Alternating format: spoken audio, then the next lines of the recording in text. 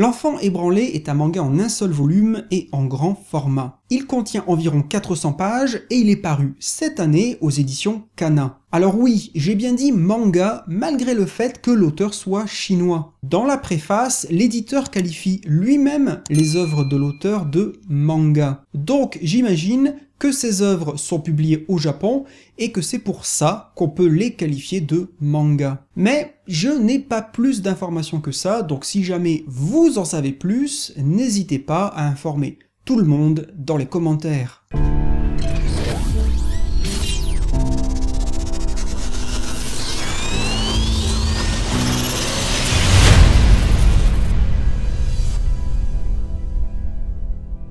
Cette histoire va nous plonger dans la Chine du milieu des années 90. On va y suivre le personnage principal, un enfant d'une dizaine d'années. Il a une vie d'apparence assez normale et routinière entre l'école, les devoirs et les parties de jeux vidéo chez son meilleur pote. C'est un bon élève, studieux et apprécié de ses profs, car il a notamment un certain talent pour les rédactions. Tout irait bien dans le meilleur des mondes, mais assez vite on découvre que son père est absent. On comprend que cet enfant souffre de l'absence de ce père et on le verra tout particulièrement lorsqu'il sera confronté à des espèces de voyous. Cependant, assez vite dans l'histoire, le père va réapparaître et pour un bref instant, le petit garçon semble enfin avoir trouvé la sérénité. On voit donc à quel point la figure paternelle est importante pour lui, mais tout n'est pas rose, et petit à petit, on découvre que cette image ne correspond pas nécessairement à la réalité. Qui est vraiment cet homme qui est à la fois présent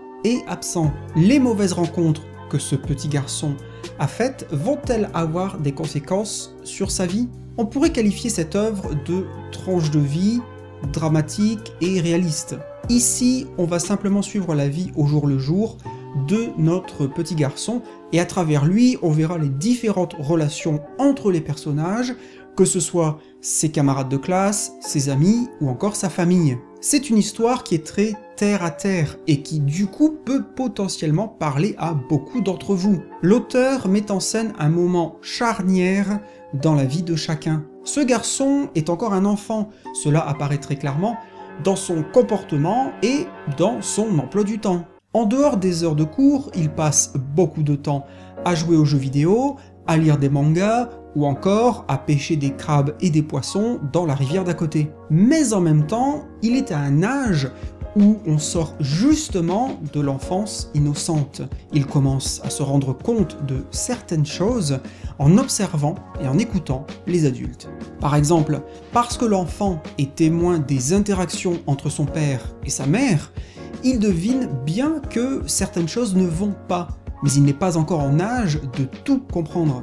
L'auteur réussit à retranscrire avec beaucoup de justesse, de délicatesse, cet âge très sensible et complexe, le passage entre l'enfance et l'adolescence. Ce petit garçon n'a pas encore les moyens de tout comprendre face à la dure réalité de la vie, mais son instinct le pousse à poser de nombreuses questions. De fait, le titre repose en très grande partie sur la mise en scène des relations entre les personnages. Au rayon du dessin, nous avons des traits plutôt doux, avec des coups de crayon qui ne semblent pas être très appuyés. L'ensemble rappelle plus du griffonnage plutôt qu'un remplissage définitif. On peut également parler du tracé des lignes qui ne semble jamais reposer sur l'utilisation d'une règle. En dehors des cases elles-mêmes, lorsqu'on regarde attentivement le contour des bâtiments ou des meubles, par exemple, on constate qu'aucune ligne ne semble être tracée avec rigueur et précision, mais plutôt à main levée. Cette absence de rigidité linéaire,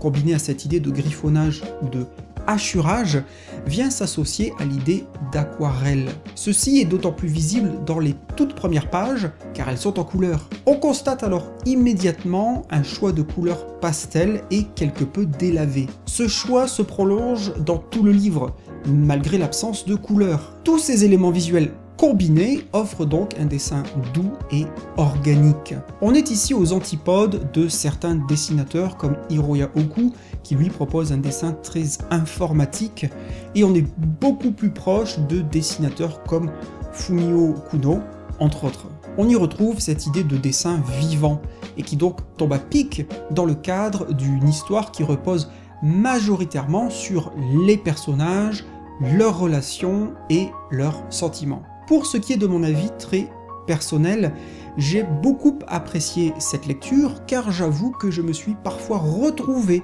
dans ce petit garçon qui souffre de l'absence d'un père. Je ne vais pas rentrer dans les détails parce que ça serait sûrement hors sujet, mais je me contenterai de dire que si vous avez vécu dans une famille monoparentale, que vous n'avez pas eu une vie de famille stable pendant votre enfance, je pense que ce livre est très susceptible de vous parler. Mais j'aurai tout de même quelques critiques négatives à émettre, notamment concernant la taille de la police, autrement dit la taille du texte. De mémoire, j'ai rarement vu une BD avec une taille de texte aussi petite. C'est tout particulièrement notable lorsque des idéogrammes sont traduits sous les cases par l'éditeur. À ces moments-là, en exagérant à peine, j'ai dû coller mon nez à la page pour pouvoir déchiffrer le texte. Alors certes, j'ai une mauvaise vue et j'imagine qu'il y avait probablement des contraintes liées à la taille des bulles, mais c'est assez dommageable d'avoir un texte aussi petit. Je me demande même, à bien y réfléchir, si ce n'est pas la raison pour laquelle ce manga a été publié en grand format, car je n'ose pas imaginer la difficulté de lecture s'il avait été publié au format poche. Une autre critique, au rayon des choses entre guillemets négatives, c'est la question des erreurs de traduction. Par exemple, à plusieurs reprises, le mot cassette est utilisé pour faire référence à des cartouches de jeux vidéo. Et c'est bien là le problème. En français, on utilise bien le mot cartouche, par exemple, pour faire référence à un jeu Super Nintendo, Mega Drive, etc.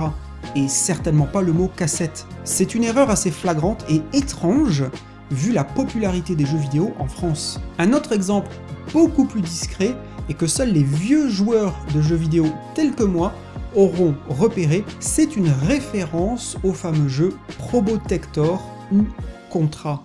Dans le livre, le titre du jeu apparaît sous le nom Probatector, ce qui est donc une erreur. À moins que ce n'était pour contourner une question de droit d'auteur, mais j'en doute fortement. Plus sérieusement, je dirais que L'Enfant ébranlé est un manga qui s'adresse aux gens qui aiment les tranches de vie, les drames et les récits très réalistes. Il s'adresse aux lecteurs qui aiment les histoires focalisées sur les personnages et leurs relations. Le récit brasse des thèmes tels que l'éducation, l'enfance, l'amitié, mais aussi des choses beaucoup plus sombres comme l'exclusion, l'aliénation sociale, la maladie, la mort, et encore beaucoup d'autres. D'ailleurs, ce n'est pas un manga qui est là pour vous donner la pêche ou vous faire ressentir la joie de vivre, et je ne serais pas étonné si plus d'un lecteur versait sa larmichette. Pour autant, il ne faudrait pas que ça vous empêche de vous intéresser à ce titre.